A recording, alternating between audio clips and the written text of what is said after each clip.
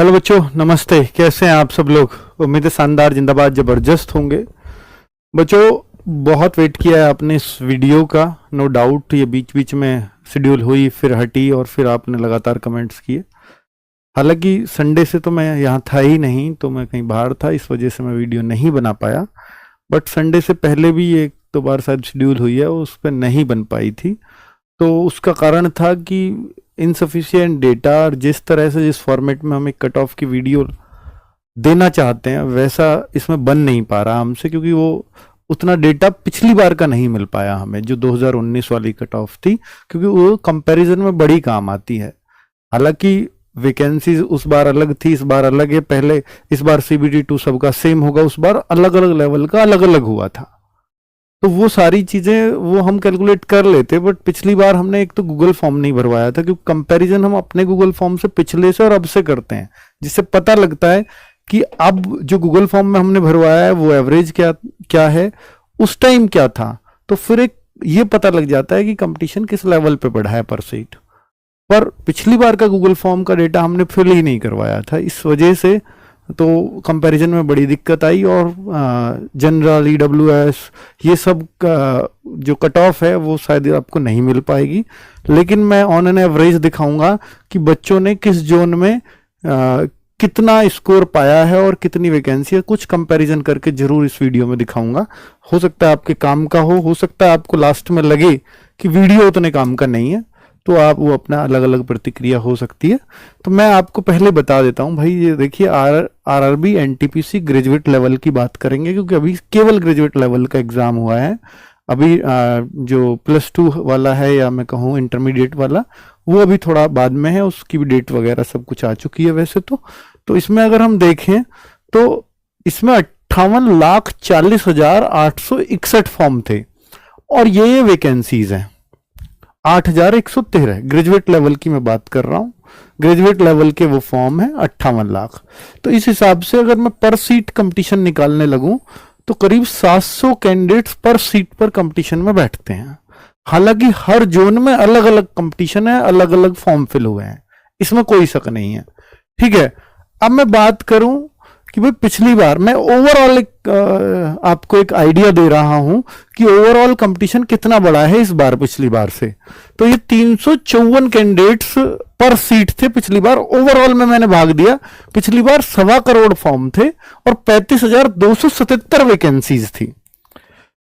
तो इस बार 720 कैंडिडेट एक सीट के लिए लड़ रहे हैं, पिछली बार 354 कैंडिडेट्स एक सीट के लिए। इसका मैं डबल भी करता हूं तो 708 कैंडिडेट बनते हैं।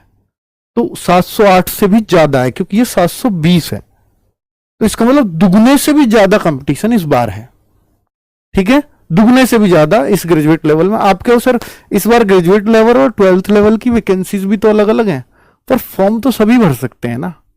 12th वाला भाई ग्रेजुएट लेवल का पिछली बार फॉर्म एक ही थे, कुछ ही भाई पिछली बार भी तो ऐसा ही था ना, 12th लेवल की वैकेंसीज अलग अलग थी, पर 12th वाला 12th वाले पे फाइट कर रहा था, ग्रेजुएट लेवल वाला ग्रेजुएट लेवल पे। तो ग्रेजुएट लेवल वाला पिछली बार भी 12th लेवल वाला फॉर्म भर सकता था, वो कोई दिक्कत, वो अलग ही बात है, मतलब उसका इस बात से कोई लेना देना रहेगा नहीं। अगर मैं यहां देखूं कि भाई पिछली बार जो वैकेंसीज का सेग्रीगेशन करेंगे तो 12th लेवल की वैकेंसीज थी 11,511, 35,277 में बता रहा हूं मैं, जोन वाइज ये वैकेंसीज थी। और 23,766 वैकेंसीज ग्रेजुएट लेवल की थी सेपरेट। इससे हम कंपैरिजन कर सकते हैं। तो फिर तो भाग जो देना चाहिए 1.25 करोड़ में, क्या हमें 23,766 का ही देना चाहिए? नहीं, क्योंकि उसमें फॉर्म दोनों के थे, केवल ग्रेजुएट लेवल के नहीं थे। ठीक है, 12th लेवल पे कुछ बच्चे तो ऐसे थे ना कि जो केवल 12th लेवल पे फाइट कर रहे थे, तो वो अलग कर पाना वहां थोड़ा पॉसिबल नहीं है, इसलिए मैंने करीब डबल कंपटीशन माना है।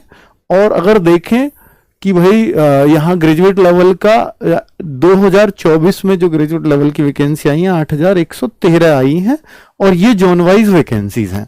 पिछली बार की तुलना में अगर आप देखोगे जोन वाइज तो कंपैरिजन कर सकते हो कि पिछली बार ग्रेजुएट लेवल में कितनी वैकेंसीज थी जोन वाइज, और इस बार कितनी वैकेंसीज है जोन वाइज, कितनी कम है कितनी ज्यादा है।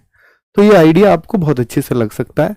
मैं और दिखाऊं तो पिछली बार का, ये लास्ट टाइम का है, देख लीजिए ऊपर 2019 previous year cut off CBT, ये वो है जो स्टार्टिंग में लगाई थी, लेकिन ये कट ऑफ शुरुआत में तो लग गई, लेकिन फिर रिवाइज्ड कट ऑफ लगी और रिवाइज्ड को ही ओरिजिनल कट ऑफ माना है हमने। ये रिवाइज्ड आई थी उसी टाइम पे, तो इसी को आप ओरिजिनल कट ऑफ मानिए कि आईआरबी एनटीपीसी एक बार तो ये लगा दी थी उन्होंने, पर रिवाइज्ड होकर के जो आई वो ये कट ऑफ थी 2019। वो क्या कारण था वो मुझे नहीं पता, उस टाइम का याद भी नहीं है अब।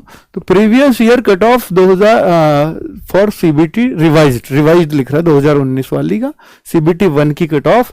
तो पिछली बार क्या हुआ था कि लेवल वाइज कट ऑफ लगी थी, क्योंकि लेवल 2 का, लेवल 3 का, लेवल 4 का, लेवल 5 का अलग अलग पेपर होना था, लेवल 6 का भी इवन।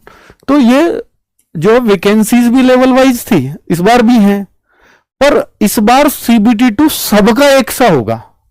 पिछली बार लेवल 2 का सीबीटी अलग, लेवल 3 का सीबीटी अलग, लेवल 4 का सीबीटी अलग, तो इसलिए हर लेवल के लिए अलग अलग कट ऑफ लगानी पड़ी थी। समझ रहे हो ना आप? तो भाई इस बार कट ऑफ, क्योंकि एग्जाम एक ही होगा, तो इस बार लेवल वाइज कट ऑफ आपकी नहीं आएंगी। तो लेवल वाइज नहीं आएंगी तो आप कहो सर फिर तो एक कम जाएगी, क्योंकि यहां पहले कॉमन बच्चे हो गए थे, कुछ इसमें रिवाइज कट ऑफ भी क्यों लगी, कुछ उसके लिए एलिजिबल हो गए, कुछ किसी का सब में ही नंबर आ रहा था, तो फिर बच्चे कम पड़ गए, तो एक रिवाइज कट ऑफ इसलिए लगानी पड़ी होगी शायद, है ना।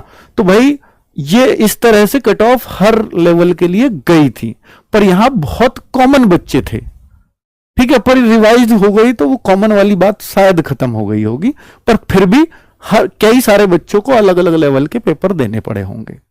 भाई वो इसमें बैठा है, वो इसमें बैठा है, वो इसमें बैठा है, ज्वाइन एक ही करेगा, तो इस पर विरोध भी उठा था पिछली बार, है ना, कि भाई ज्वाइन एक करेगा तो फिर वैकेंसीज खाली रहेंगी, उसका क्या करोगे आप। तो ये कट ऑफ आप एक बार देख सकते हो नजर दौड़ा के। अब जब आप ये सोचो कि भाई जब तो कॉमन बच्चे थे, किसी बच्चे की यहां गिनती यहां गिनती यहां गिनती, तो वो 35,277 ना होकर के हो सकता है लाखों काउंट हो रहे हों, और ये किस तरह से काउंट हो रहे हो, या मतलब वो यहां भी काउंट